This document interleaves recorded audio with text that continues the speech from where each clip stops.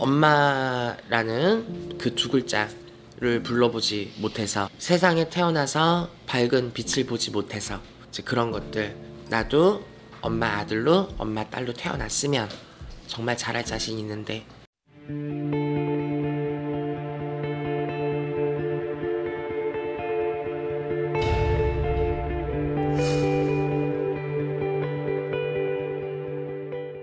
안녕하세요. 일산동의 구슬동자 윤도령입니다. 네, 선생님 안녕하세요. 안녕하세요. 이번 시간에는 태아령이라고 제가 들어봤는데 네. 거기에 대해서 윤도령 선생님께서는 좀 태아령에 대한 어떤 이런 것들을 좀 어떻게 또 보고 계신지. 일단 저의 개인적인 생각은 태아령 같은 경우에 사실 만신이라면 굉장히 쉽게 또 많이 볼 수 있어요. 그 아이를 우리가 많이 본다는 이유는 그것만큼이나 아이를 낙태하거나 지우거나 버리는 일이 정말 많기 때문이에요. 오늘날에는 이제 태아령에 관련된 오해와 진실이라기보다는 여러분들이 정확하게 태아령에 대해서 알고 계시면 조금 더 도움이 될 것 같아서 얘기를 드립니다. 자, 태아령이란 정확하게 뭔가 엄마 뱃속에서 말 그대로 태어나지 못하고 뱃속에서 간 아기를 얘기해요. 근데 우리가 뱃속에서 갔다 그래서 무조건 낙태를 했느냐? 꼭 그렇지는 않습니다. 유산이 됐을 수도 있고요. 첫 번째. 두 번째, 아이가 엄마와의 어떤 건강수가 맞지 않아서 혹은 엄마가 뭔가를 잘못해서 뱃속에서 심장이 멈추는 경우가 있어요. 들어서다가 만 경우, 또 뱃속에서 아이가 그냥 온전하게 숨을 거둔 경우, 엄마가 직접적으로 낙태를 가한 경우, 말 그대로 어떠한 경우든 엄마 뱃속에서 아이의 생을 마감하게 된 게 바로 태아령이에요. 근데 태아령에 관련된 이제 잘못된 지식들이라고 하기보다는 여러분들이 조금 많이 들으셨던 얘기가 뭐냐면, 아이들이 이 태아령이 너 낙태했지? 너 태아령 있어? 뭐 어렸을 때 애기 지었지? 그 애기가 맞고 있어. 이런 식으로 이제 얘기를 하는 경우가 많아요. 근데 정확히 얘기하면 막말로 팔다리도 생기기 전에 아이야. 근데 그 아이가 뭐 엄마를 잡고 있을까? 그런 게 아니지. 혼이잖아요. 령이잖아요.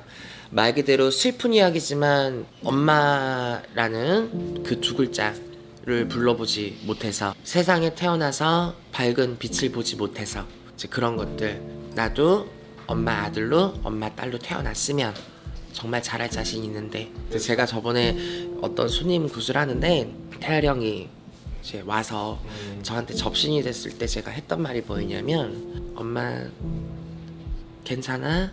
엄마 다음에 내 엄마 하자. 이게 꼭 엄마 다음에는 꼭 내 엄마 하자. 근데 이런 얘기를 했어. 나는 또 그런 얘기하면 눈시울이 붉어지는데, 얘기만 들어도 되게 슬프잖아요. 그렇죠. 애기가 뭘 안다고. 또 이 엄마가 유산을 한 게 아니, 지운 거야. 말 그대로 직접적으로 지었어. 자기를 지웠잖아. 근데도 엄마 다음에는 꼭 내 엄마 하자. 이렇게 못 살게 군다기보다는 이제 슬픔, 안타까움, 부모에 대한 서운함, 이런 것들이 많이 앞을 서서 와서 엄마 귀도 만져보고 엄마 머리도 잡아 당겨보고 옆에서 듣지 못하는데도 엄마 불러도 보고 대답 없는 모습을 보면서 혼자 눈물을 감추기도 할 거고. 우리가 옛날에 그런 말 있잖아. 죽은 자는 말이 없다. 죽은 후는 말이 없다. 또 죽은 사람의 손깃은 가시손과 같다. 그래서 여러분들께 윤도령이 전해드리고 싶은 말은, 태어나지 못하고 꽃을 보지 못하고 빛을 보지 못했다 해서 생명이 아닌 게 아닌 거거든요. 똑같이 생명이에요. 막말로 내 집에 있는 개, 고양이, 농장에서 키우는 개, 돼지, 소도 정을 주고 눈길을 주고 손길을 주고 밥을 주는데, 내 실수가 됐든 뭐가 됐든 내 뱃속에 들어선 생명을 그렇게 함부로 지우거나 정말 별거 아니게 생각한다면 저는 정말 잘못했다고 생각을 하거든요. 맞아요. 그래서 그렇게 태아령들의 원한과 한이 많다면 그 집에는 우환이 항상 많습니다. 왜냐하면 우리 그런 얘기가 있잖아요. 꿈에 아기가 자꾸 보이면 근심 걱정을 나타낸다라는 꿈 해몽이 있어요. 마찬가지예요.